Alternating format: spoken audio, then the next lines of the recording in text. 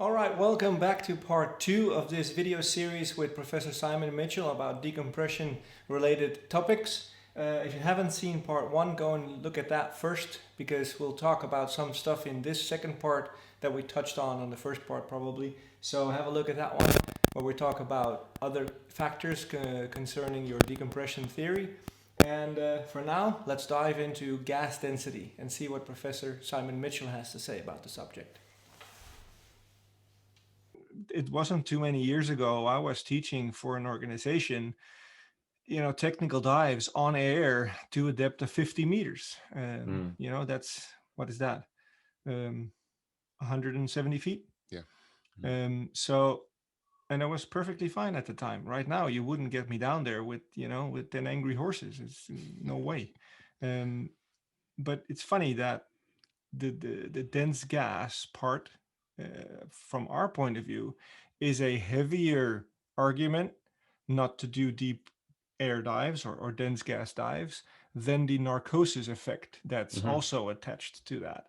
Because I feel that the narcosis part is a manageable part. It's maybe, you can discuss this, but it may be learnable somehow. You can get used to it in a little bit, or at least get better to recognizing certain symptoms. However, the gas density can bring on certain problems you can train for because it's pure physics. At one point, you're gonna just hop over that break-even point, and you cannot do anything about the gas density anymore. I think in one of your presentations you mentioned this some years ago now about the accident of David Shaw.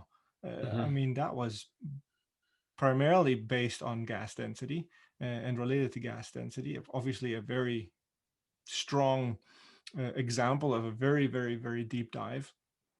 But I think in general, if we look at what I know about the CO2 retention and then the CO2 effect on the body, enabling or disabling the CO or the oxygen transport because of the CO2 imbalance in your blood, having an effect on our decompression towards the end of the dive, all ties in.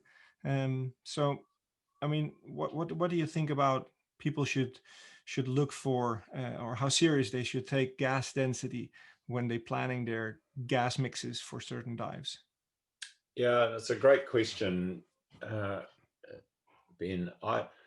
Look, you probably know I was instrumental in getting some data published recently. Not my data. It actually was data that was put together by a guy called Gavin Anthony, who works at a UK testing house or used to, he's retired now, but works at a UK testing house for underwater breathing apparatus called Kinetic. And up until he appeared at Eurotech a few years ago and presented this, we really didn't have much evidence about where the threshold might lie in terms of safety as far as gas density was concerned.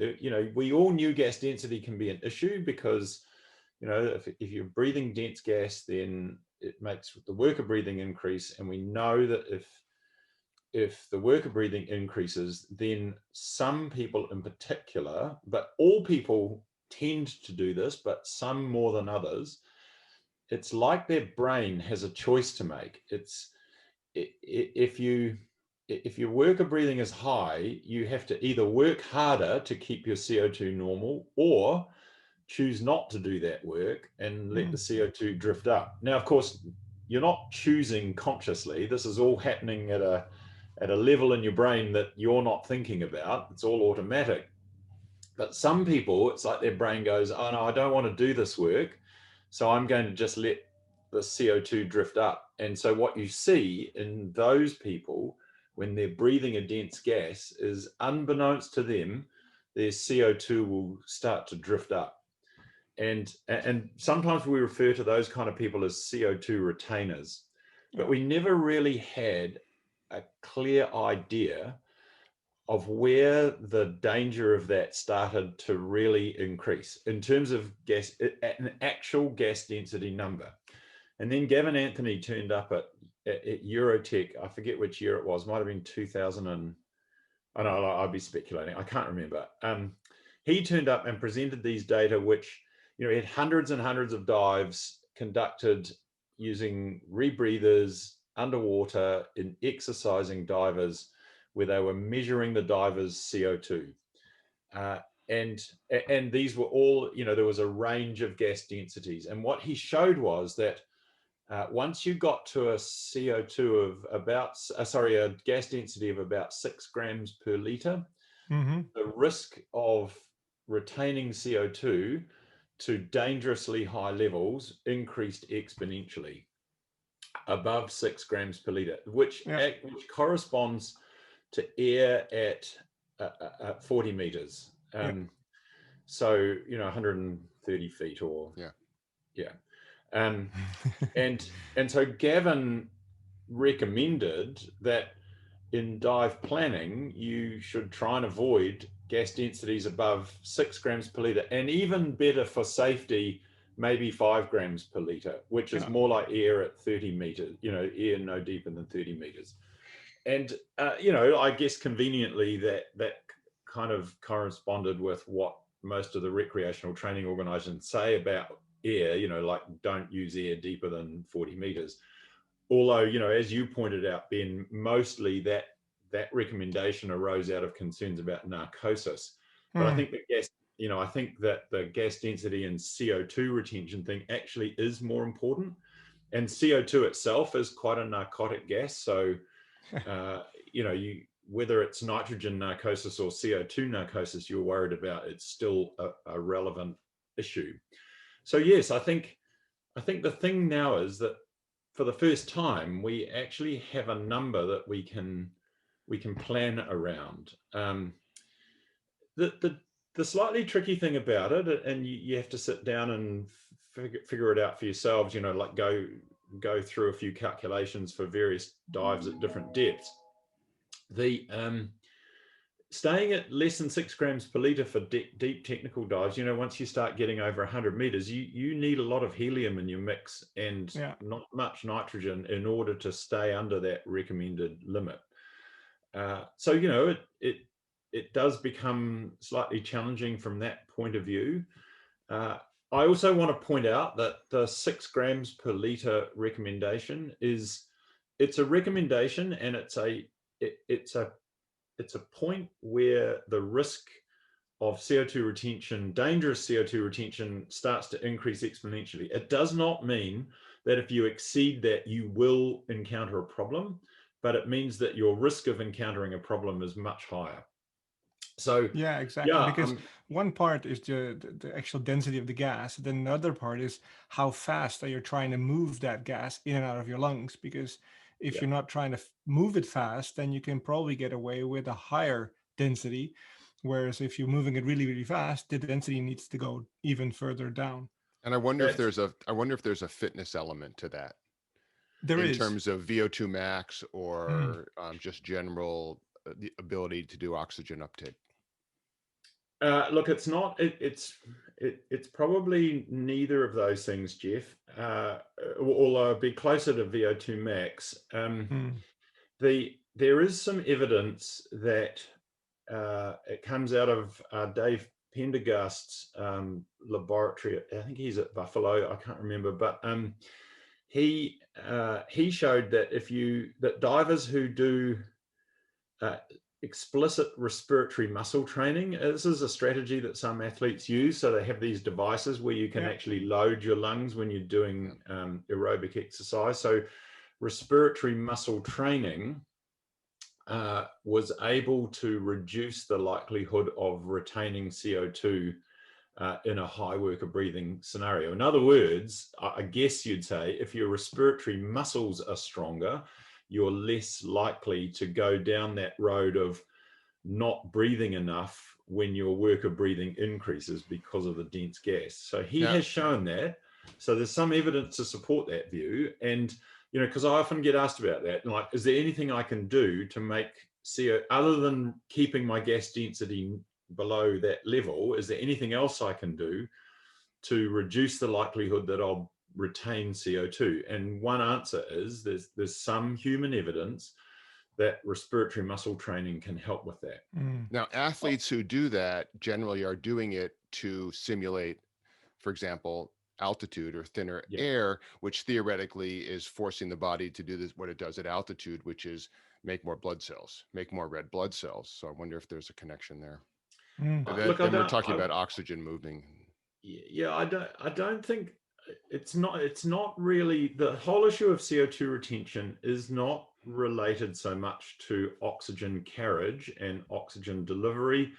It's more about our ability to ventilate the lungs efficiently. One of the things that's really important to understand about carbon dioxide is it's a very simple physiological fact that what determines how much carbon dioxide you eliminate from your body is only one thing, just one simple thing, and that is breathing. The more you breathe, the more, when I say breathe, I mean the more volume of gas you move in and out of your lungs, the more carbon dioxide you get rid of. The less you move in and out of your lungs, the less carbon dioxide you get rid of.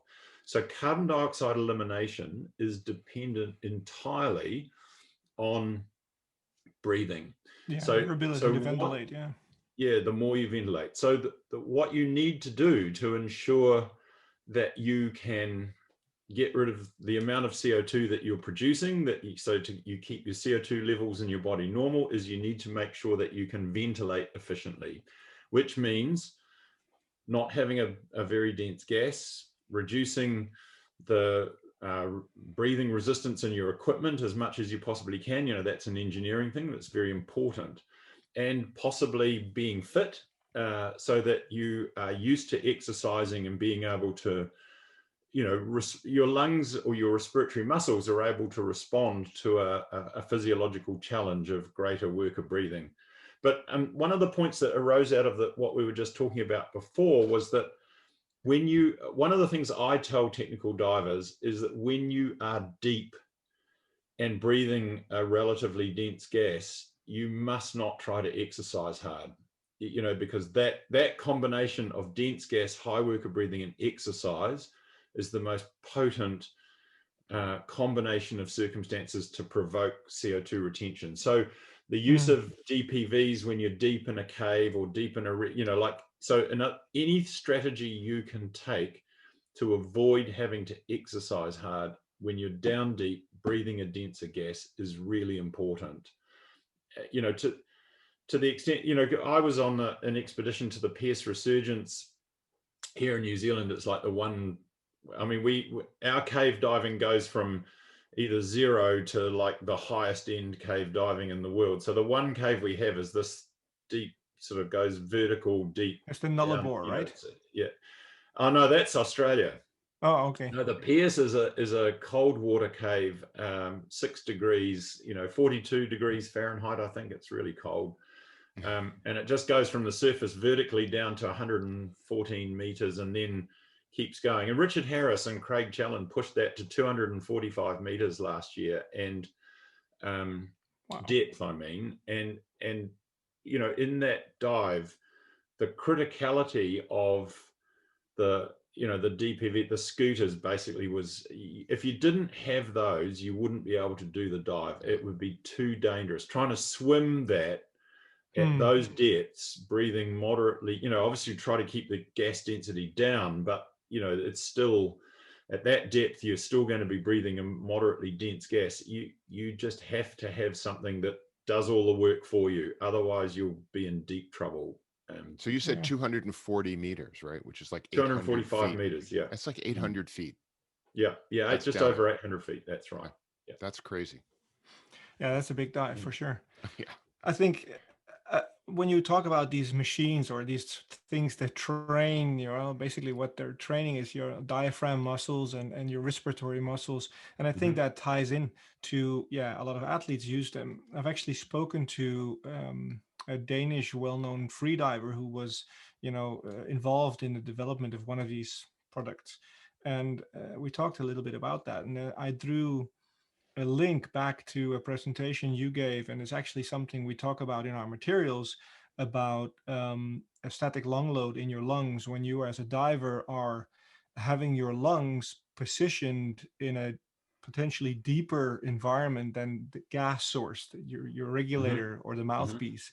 And I think uh, even though, as your presentation really strongly and clearly illustrates, is that if you're trying to exhale, you're not only trying to force gas out of those small balloons called alveoli in your lungs, the lung sacs, it also increases the pressure on the tiny little air passages that go from there to your the rest of your airways. So you kind of you can become your own inhibitor in such a way that you want to exhale, and you can because you've trained those muscles to help you, but they're actually doing you a disservice because you're I usually sometimes use the analogy of one of these farting pillows you can put on a seat. You know, if you sit down slowly, they don't make a sound because the velocity is very low. But if you sit down fast, they make a farting sound, and it's because of the pressure difference in the tube. Actually, And that's a very good type, analogy. I might borrow that if you don't mind. That's for sure. You're so I've welcome. never used that one before, but it's true. It's kind of true. It's sort of accurate. Yeah, that phenomenon you were talking about is called dynamic airway compression, and it is most likely to become a problem if you get into a situation when you're deep breathing against a dense gas where you need to try to increase your ventilation and the way we increase our ventilation is by exhaling faster. And so you need muscular activity to do that. And as you point out, when you increase the pressure inside the chest to try and get rid of gas out of your lungs, it can also cause a collapse of the small airways in the lungs. And that right there is a very powerful argument for avoiding exercise down at deep depths, because if you do exercise, you're going to have to breathe more. And if you try to breathe more, you're going to use your expiratory muscles to get rid of the gas out of the lungs and potentially create that situation that you just described. And we're pretty sure that that's, what caused David Shaw's death.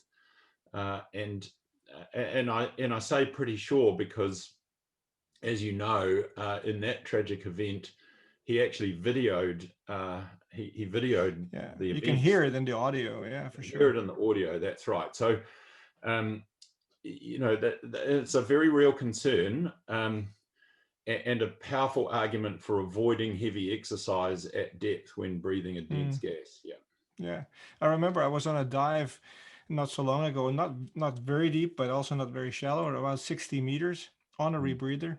And me and my team, my buddy and another guy were the first 3 divers down the shot line. And I could see the anchor was placed unlucky on the wreck. So I wanted to place it in a situation where it wouldn't pop over the side of the wreck and lose the hook point. At that point, I switched to open circuit and started manhandling this anchor, and then, caught my breath back and then switched back to closed circuit. And the third team member there, when we came back from the dive, said, "What was there something wrong with your rebreather since you went on to open circuit?" And it's like, no, nothing in particular, but I just think that my rebreather needs a certain amount of time, and explain them about the dwell time in the scrubber material. It's not built for me breathing like a horse manhandling an anchor underwater. It's going to bypass the scrubber material and potentially give me a CO2 spike, and I don't want to do that.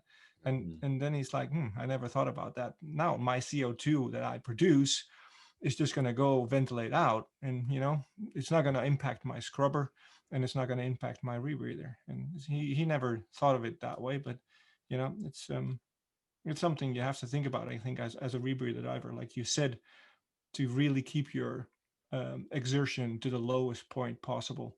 And right away. I mean, as soon as you start to overbreathe that thing, right away. Yeah, exactly. So let's open a can of worms, right? Let's talk about deep stops. Yeah, that's the next point. The deep stop debacle, as I said, as I wrote it to you, Simon. I mean, wow, dense stuff, huh? Well, thanks for watching this second part of this video series where we talked about gas density. In the third part, we'll do a deep dive into deep stops, the can of worms on the diving industry at the moment, or has been for a while. So let's dive into that in the third part.